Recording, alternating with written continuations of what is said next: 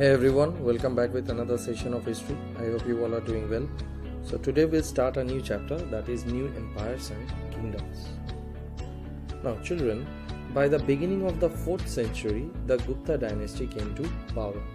Now the cultural developments taking place during their reign defined the Gupta period as the golden age of Indian history. Now, the Gupta rulers were known to be astute administrators.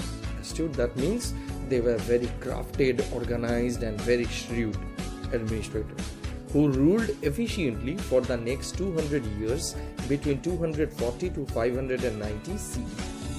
Now, if you see the sources of the Gupta period includes the archaeological sources such as coins, inscriptions and monuments, whereas the literary sources such as the accounts of the foreign travelers Fahin, Yiseng and the works of Kalidasa. Alright. So next we have, that is the Gupta rulers. Now the Gupta dynasty was founded by Sri Gupta, who ruled between 240 to 280 CE. Now he was succeeded by his son Ghatotkacha, who ruled between 280 CE to 319 CE. Now, the first two rulers of the Gupta dynasty ruled over a few small Hindu kingdoms around Magadha, a part of modern-day Bihar, you can say. Now, although Ghatotkacha was known to have challenged other feudal lords and expanded the Gupta Empire that was still in its nascent stage. Okay, that means the early stage. Okay, now, next we have, that is Chandragupta I. Now, Chandragupta I was the first powerful ruler of the Gupta dynasty. He married the Lichavi princess Kumara Devi. Now, these marriage alliances gave him control over Magadha. He made Patliputra his capital and further extended the territories of his kingdom through different conquests. Now, his empire stretched from Magadha to Prayag, which has been identified as modern-day Allahabad. Now, Chandragupta I took the title of Maharaja Dhiraja. So that's why he was known as Maharaja Dhiraja Chandragupta. Alright. Now, second we have, that is Samudragupta.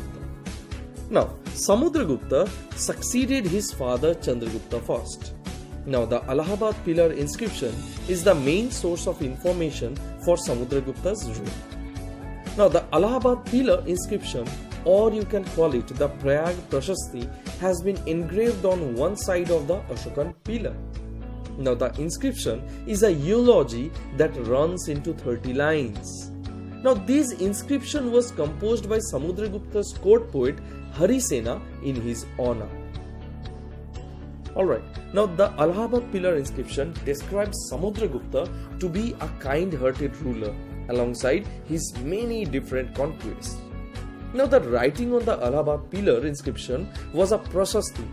Prashasti, which in Sanskrit means in praise of. Now, the court poets were known to list the achievements of the king in ornate language. Now, that was later engraved as an inscription on pillars and stones for everyone to read properly. Now, Samudragupta also performed the Ashmaveda Yagna to celebrate his conquests. He was known to be a sharp military leader, but also a great patron of art. And he was also known as the Napoleon of India because of his bravery.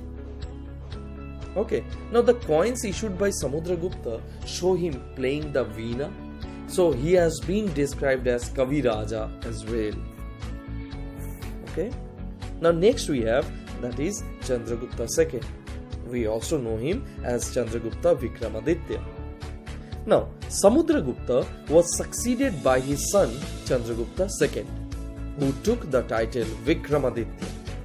Now the Gupta dynasty reached its zenith during Chandragupta's rule, and Chandragupta II married the Naga princess Kuber Naga, and his daughter was also married to the Vakataka ruler Rudrasena II. Now, Vikramaditya, with the help of the Vakatakas, defeated the Saka rulers. and annex their territories.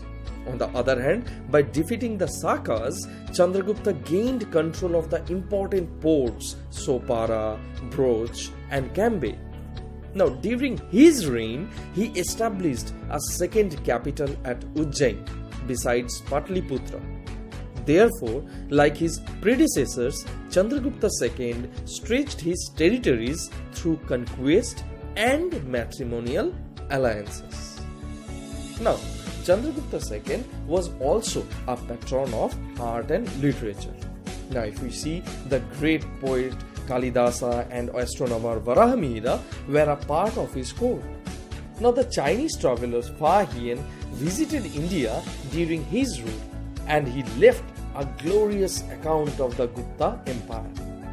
And the gold coins issued during Chandragupta II's rule are reflective of the prosperity of the great Gupta Empire. Now, children, as we have discussed about the great rulers of the Gupta dynasty, but if we see, the later Guptas were not as powerful as their predecessors. By the 6th century, the Gupta Empire declined.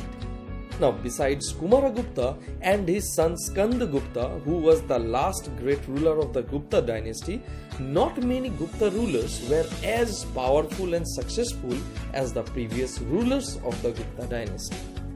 And it is believed that the later Gupta rulers were attacked by the Huns, a nomadic tribe of Central Asia. Now, several small kingdoms came up in North India after the decline of the Gupta Empire. Now, these small kingdoms were at constant warfare until the 7th century, when the king of Thaneshwar, Harshavardhana, consolidated all these small kingdoms under his control. Okay, so that's all we have in this session. In the next session, we will discuss about Gupta administration, Harshavardhana, Chalukyas and Pallavas, and the other small kingdoms which emerged after the decline of the Gupta Empire. Okay, so until the next time, bye bye.